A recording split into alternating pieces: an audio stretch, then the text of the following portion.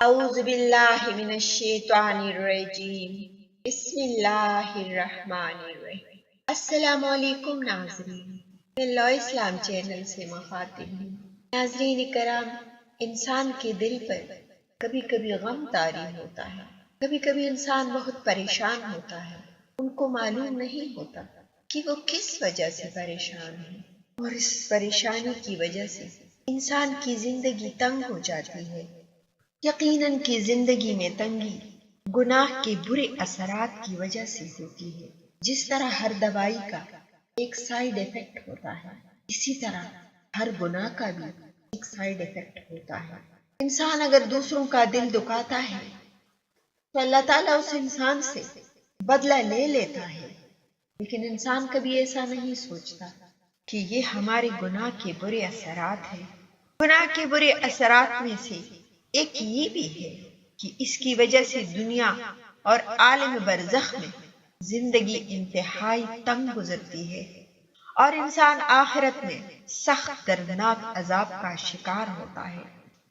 دل کو گناہوں سے نقصان پہنچتے ہیں، اور اس کی ایک صورت یہ بھی ہے کہ دل بالکل الٹ جاتا ہے، حق و باطل میں فرق نہیں کر پاتا، بلکہ حق کو باطل اور باطل کو حق سمجھتا ہے، نیکی کو بدی اور بدی کو نیکی تصور کرتا ہے، فساد برپا کر کے اصلاح کہتا ہے، ہدایت کے بدلے گمراہی خرید کر خود کو ہدایت یافتہ کہتا ہے، اپنی خواہشات کی پیروی کر کے گمان کرتا ہے کہ وہ اپنے رب تعالیٰ کا مطیع و فرمان بردار ہے، اور دل کی یہ ساری بیماریاں، یہ ساری بربادیاں گناہ ہی کی وجہ سے ہوتی ہیں۔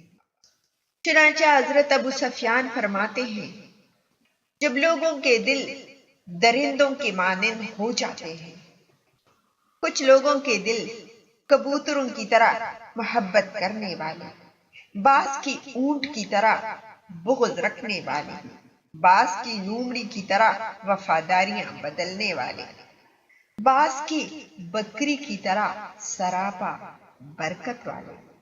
اللہ تعالیٰ نے بھی بعض لوگوں کی مثالیں کبھی گدھوں کے ساتھ، کبھی کتوں کے ساتھ، کبھی چوپایوں کے ساتھ دی۔ دل کے اس بگاڑ کا ہلکا سا اثر چہرے پر بھی ظاہر ہوتا ہے، اور انسان کا شکل بھی بدنما ہو جاتا ہے، اس شخص کی ظاہری صورت بھی اس جانور کی طرح ہو جاتی ہے جس جانور کی عادات و افعال کے ساتھ یہ شخص مشابہت رکھتا ہو، جیسا کہ یہود کے ساتھ ہوا۔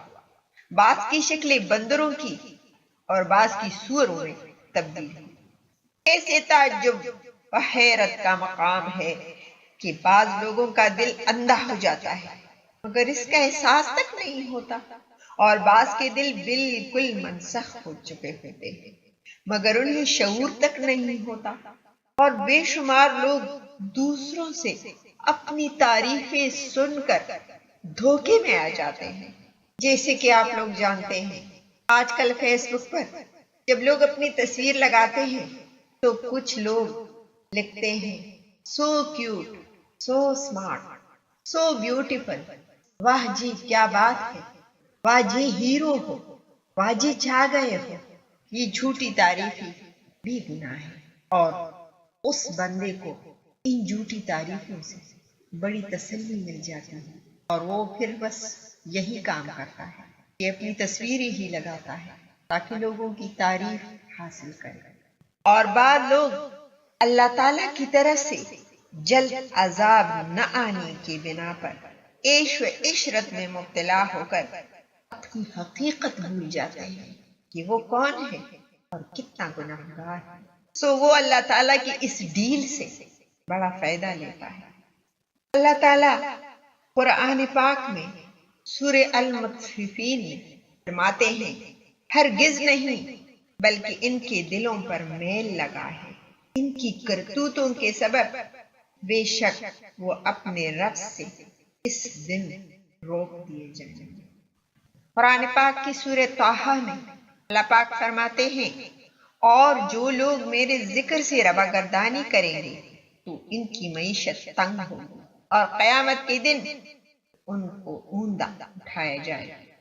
اس وقت انسان کا دل سلیم نہیں ہوگا جب تک 5 چیزوں سے محفوظ نہ ہوگا: شرک سے، بدعت سے، غفلت سے، خواہش نفس سے۔ یہی 5 چیزیں مغفرت الہی اور قرب خداوندی کی راہ میں رکاوٹ ہے۔ انسان کو سب سے زیادہ ضرورت اللہ تعالیٰ سے اپنے لیے صراط مستقیم پر چلنے کی دعا کی ہے۔ اس دعا کا انسان سب سے بڑا محتاج ہے، اور اس چیز سے بڑھ کر اس کے لیے اور کوئی چیز نفع مند نہیں ہو سکتی۔ سورہ الرائدہ اللہ پاک قرآن پاک میں فرماتے ہیں، خوب سمجھ لو کہ اللہ کے ذکر سے دلوں کو سکون ملتا ہے۔ اللہ تعالیٰ سورہ تغابن میں فرماتے ہیں، اور جو شخص اللہ پر ایمان رکھتا ہے اللہ تعالیٰ اس کے قلب کو صبر رضا کی راہ دکھاتا ہے، اور اللہ ہر چیز کو خوب جانتا ہے۔ گناہ وہ تاریکی اور اندھیرا ہے جو رضا و ہدایت کی نور کو مستور کر دیتا ہے۔ ایک ایسی قساوت ہے جو دلوں کو غلیظ کر دیتی ہے، غرق کر دیتی ہے۔ ہمہ گناہوں کی مغفرت کا سامان بھی دعاؤں کی صورت میں موجود ہے۔ قرآن پاک کی سورہ المؤمنون میں اللہ پاک نے یوں فرمایا ہے کہ اے میرے رب، میری خطائیں معاف کر اور رحم کر، اور تو سب رحم کرنے والوں سے بڑھ کر رحم کرنے والا ہے۔ لہذا حاصل بیان یہی رہا کہ اگر ہم دوسروں کا دل نہ دکھائیں گے، دوسروں کو کوئی تکلیف نہیں پہنچائیں گے، اللہ تعالیٰ ہماری زندگی میں ایسے حالات نہیں لائیں گے جس سے ہمارا دل پریشان ہوگا کہ ہم اگر دوسروں پر ظلم ستم کریں گے، ان کی زندگی کو اجیرن کریں گے، ان کی زندگی کو تنگ کریں گے، اس کا سائیڈ ایفیکٹ ہم پر ہوگا۔ اللہ ہی ان کے بدلے ہم سے دنیا میں بھی لیں گے، ہم سے قبر میں بھی لیں گے، اور ہم سے آخرت میں بھی لیں گے۔ اللہ تعالیٰ ہم سب مسلمانوں کو ہدایت دے کہ ہم صراط مستقیم پر چلیں، اور ہم دوسروں کے گریبان سے ہاتھ نکال دیں، بلکہ اپنے گریبان کے اندر دیکھیں، اپنی زندگی اللہ اور اس کی رسول کے ہدایت کے مطابق بنائیں۔ آمین۔ امید کرتی ہوں کہ آپ کو قرآن پاک کا یہ بیان پسند آیا ہوگا۔ آپ اپنا بہت سارا خیال رکھیے گا، اپنی دعاؤں میں مجھے بھی یاد رکھیے گا، اور چینل کو لائک اور سبسکرائب کرنا نہ بھولیے گا۔ بامان خدا۔